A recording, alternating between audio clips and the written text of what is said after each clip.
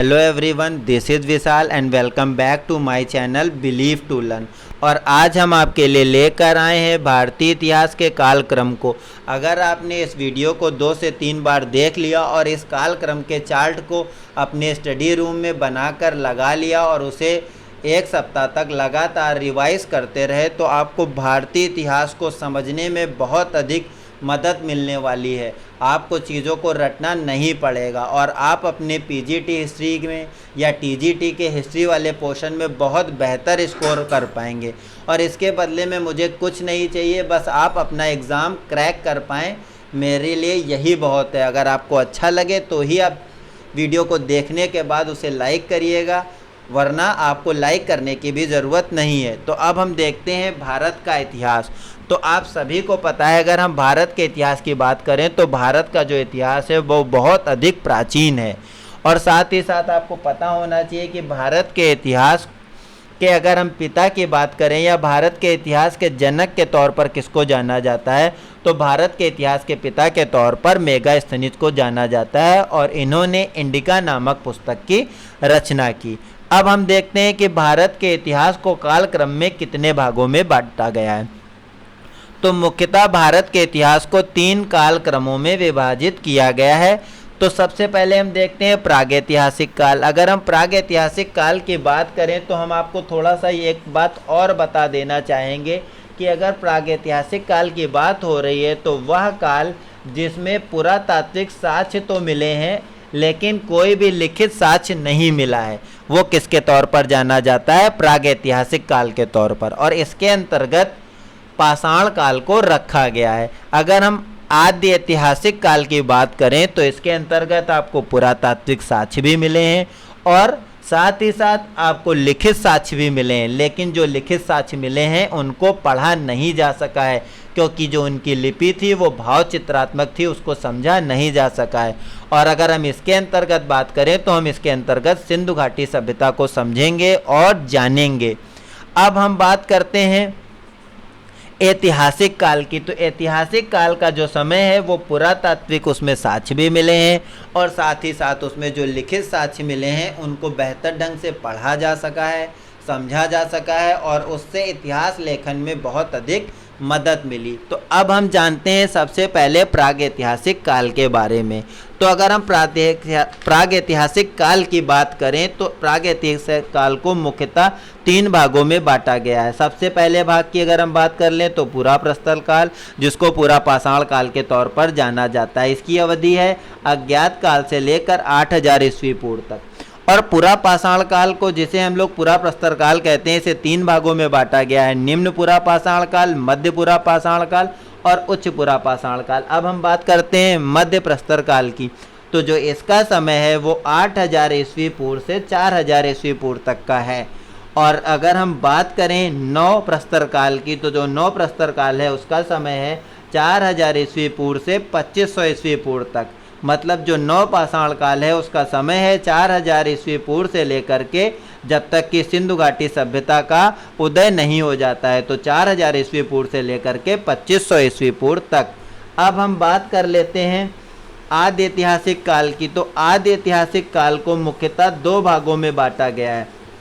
पहला भाग है सिंधु घाटी सभ्यता, जिसको हम लोग हड़प्पा सभ्यता के तौर पर भी जानते हैं, और इसका जो कालक्रम है वो 2500 ईस्वी पूर्व से 1500 ईस्वी पूर्व तक का है। और अगर हम दूसरे भाग की बात करें तो इसे वैदिक सभ्यता या वैदिक काल के तौर पर जाना जाता है। और इसके अगर हम काल समय की बात करें तो 1500 ईस्वी पूर्व से 600 ईस्वी पूर्व तक का माना गया है।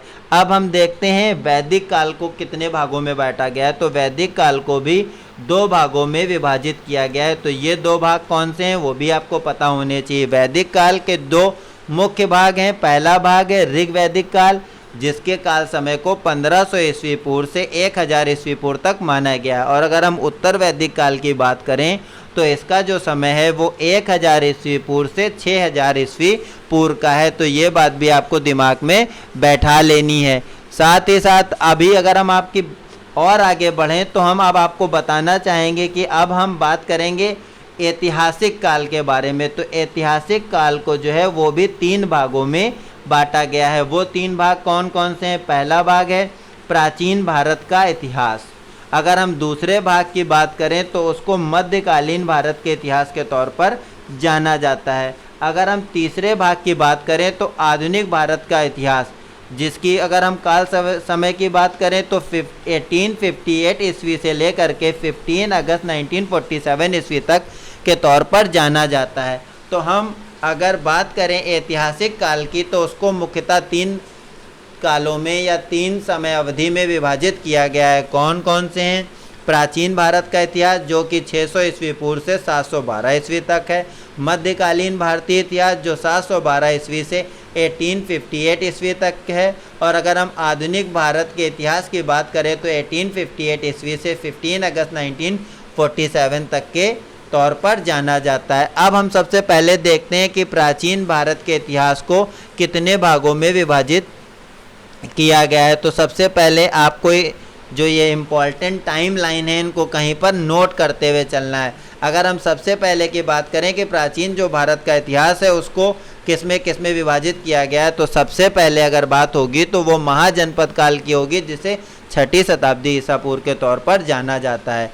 फिर उसके बाद मगध साम्राज्य की बात होती है जिसका समय है 600 ईस्वी पूर्व से लेकर 300 ईस्वी पूर्व तक। अगर हम बात करें मौर्य साम्राज्य की तो 323 ईस्वी पूर्व से 184 ईस्वी पूर्व तक के समय को मौर्य साम्राज्य के तौर पर जाना जाता है। और इसी समय में संगम काल के बारे में भी हमें कुछ जानकारियाँ प्राप्त करनी है, जैसे चेर, पांड्य और चोल। फिर अगर हम देखें तो मौर्योत्तर काल की बात होती है 184 ईस्वी से 319 ईस्वी तक। अगर हम और आगे बढ़ते हैं तो फिर हम गुप्त साम्राज्य की बात करते हैं जिसका जो काल समय है वो 319 से 550 ईस्वी तक का है। और अगर हम प्राचीन भारत के इतिहास के अंतिम काल समय की बात करें तो उसे हर्षवर्धन काल के तौर पर जाना जाता है, जिसका समय है 606 ईस्वी से लेकर के 647 ईस्वी तक। अब हम बात कर लेते हैं मध्यकालीन भारत के इतिहास के बारे में। तो मध्यकालीन जो भारत का इतिहास है उसको भी 2 भागों में विभाजित किया गया है। तो वो 2 भाग कौन से हैं?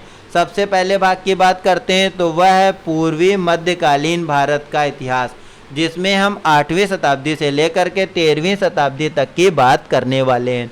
तो देखते हैं जो पूर्वी मध्यकालीन भारत है उसको 3 भागों में बांटा गया, उत्तर भारत, दक्कन और दक्षिण भारत। उत्तर भारत की बात करें तो इसमें दिल्ली सल्तनत, मुगल वंश और हम चौहान वंश के बारे में जानेंगे। और अगर हम दक्कन की बात करें तो हम उसमें विजय साम्राज्य के बारे में जानेंगे। अगर हम दक्षिण भारत की बात करें तो हम इसमें चेर, पांड्य, चोल और पल्लव के बारे में पढ़ने वाले हैं और जानने वाले हैं। अब अगर हम नेक्स्ट की बात करें कि उत्तर मध्यकालीन भारत में, तो उत्तर मध्यकालीन भारत का जो समय काल है वो 13वीं शताब्दी से लेकर के 18वीं शताब्दी तक माना गया और इसको भी 3 ही भागों में बांटा गया है। कौन कौन से? तो उत्तर भारत, दक्कन और दक्षिण भारत। अगर हम उत्तर भारत की बात करें तो हम इसमें राजपूत, पाल, परिहार। अगर हम दक्कन की बात करें तो इसमें चालुक्य, राष्ट्रकूट। और अगर हम दक्षिण भारत की बात करें तो इसमें पांड्य और चोल को पढ़ेंगे। तो आपको एक बात फिर से इसको समझ लेना है कि अगर हम उत्तर भारत की बात करते हैं तो उसमें हम राजपूत को, पाल को और परिहार को पढ़ेंगे 13वीं शताब्दी से 18वीं शताब्दी के बीच। दक्कन की बात करें तो इसमें चालुक्य और राष्ट्रकूट को पढ़ेंगे।